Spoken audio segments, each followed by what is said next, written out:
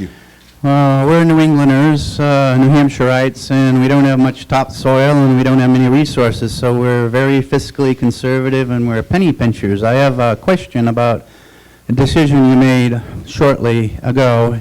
There's a historic structure called Greystone Park in Jersey, and New York developers are willing to step in and take it off your hands for free. Instead, a contract was awarded to demolish it for $34 million, and it didn't go back on the tax rolls. Can you tell me why you made this decision? Because it makes me, as a skinflint, a little suspect of your fiscal conservative credentials. Yeah, it shouldn't, because the problem is not nearly as simple as it's been presented to you.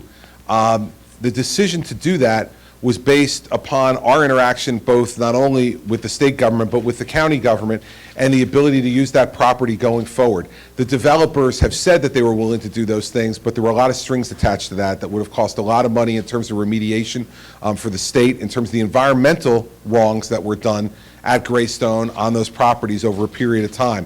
And so we made the decision that I think was the most cost effective when you think about how much it would have cost us to remediate that property to get the developers to take it off our hands. And so it was not an easy decision because it is a historic structure, but I made the decision based upon the priorities that you just set out. It was the most cost-effective way for us to move forward on it, and also will allow us to have the land be preserved for other purposes, and not for the purposes that the developers wanted to use it for. So that was the purpose for doing it. That's why we decided to do it. It wasn't an easy decision, but I think it was the right decision. But it was part of your cultural heritage. It is, but I will tell you, there's lots of people with mixed feelings about that hospital too, I will tell you. It is not a universally beloved structure.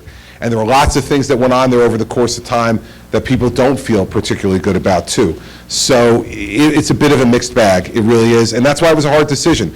But I believe it was the right decision to make at the time, and it certainly was not one that was